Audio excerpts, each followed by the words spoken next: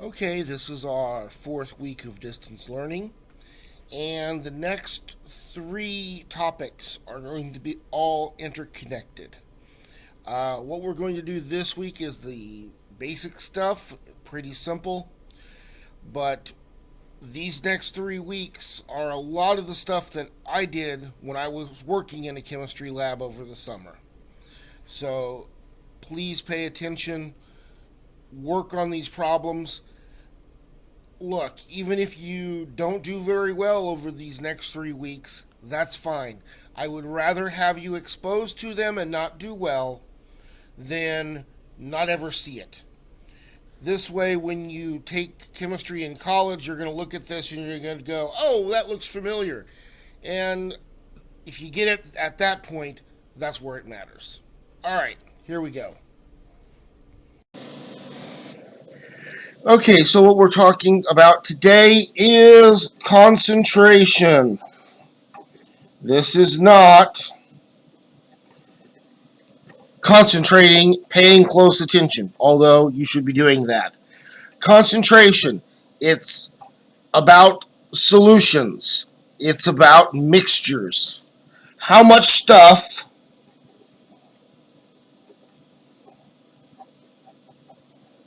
is dissolved in this stuff?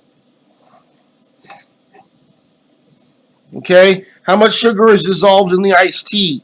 That's your concentration. How much nitrogen is in the atmosphere? That's the concentration. How much carbon monoxide is in the atmosphere? Concentration. And there's a lot of different ways we can measure that. In a normal year, I would go over several different ways that things you'd see. The most likely things you're going to see are parts per million, abbreviated ppm. I'm not even going to worry about conversions or any of that stuff. That's a concentration. You may see that. We won't be doing any of it right now. In chemistry, the most common thing that we do for concentration is molarity. There's a couple of others, but molarity is what we are going to work with because it's our most important. And if you got that one, you're doing well. All right, molarity is defined as the number of moles of solute, the stuff being dissolved, divided by liters of solution. Not liters of water that you add, not liters of solvent, but the total liters of solution. In a normal year, we would have a couple of labs where you're actually making solutions. We're not going to be able to do that. I'm sorry, but you can definitely look online and find videos for how to make a solution. And I'll try and link a couple of them down in the comments. All right, I'm sorry, down in the description. All right, so how does this work? Well, let's say we dissolve 5 moles of solute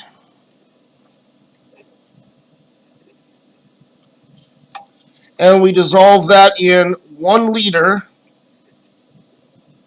of solution. Well, I divide 5 by 1. What do I get? I get 5. That would be a 5 molar solution. 5.0 with a capital M at the end. That's all it is.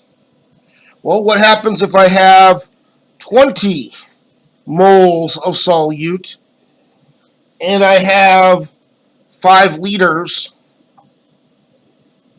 of solution total? Well, what's 20 divided by 5? That's going to give me 4. And since I have 2 significant digits here, my answer will have 2 significant digits. And it is 4 molar, capital M. I can also rearrange this equation as long as I know two of these three things: the molarity, the volume of solution, the number of moles of solute. As long as I know two of these, I can find the third. So if I have a 2 molar solution and I have 5 liters of it, how many moles of solute are there? Well, if I want to make 5 liters of solution and I want it to be 2 molar solution, then I need to know how many moles to add. Well, in this case, I simply rearrange it to get liters off of the bottom up here on top.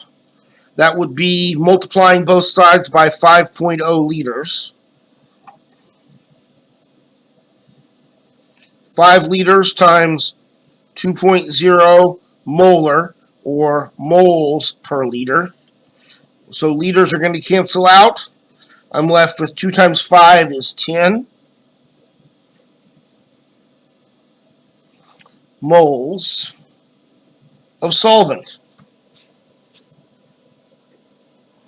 And since I've got two significant digits here, I need to add that naked decimal point to get two significant digits in my answer.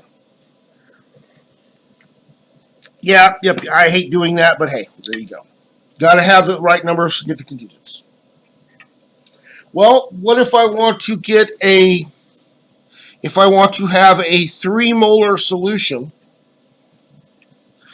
but that 3 molar solution I know needs to contain 12 moles of solute.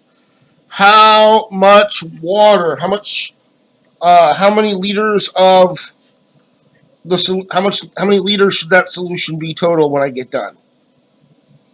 Well, again, I just rearrange things. I multiply both sides by liters. My liters are going to cancel out, right? I need to get rid of my 3.0 molar, so I divide 3.0 molar. That gives me 12.0 moles divided by 3.0 moles per liter. That's going to give me 4.0, proper number of significant digits, liters of solution. That's all there is to it. It's pretty much a plug and chug effort, guys. I'm going to give you two of the numbers. You're going to find a third. So the notes and the homework assignment, I'm going to link down in the description for this video. Again, they're going to be on my OneDrive, so you can have access to them.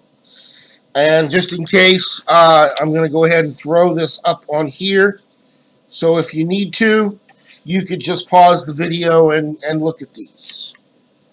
All right. If you have any questions, I will be on a Zoom office hours at 9 o'clock on Monday, Tuesday, and Wednesday. I will also be on Zoom on Monday at 5 p.m. to 6 p.m. If the Zoom ID will be down in the description. And again, I have sent you the link for that. I've sent you the ID and the password on Remind. All right, guys. Good luck.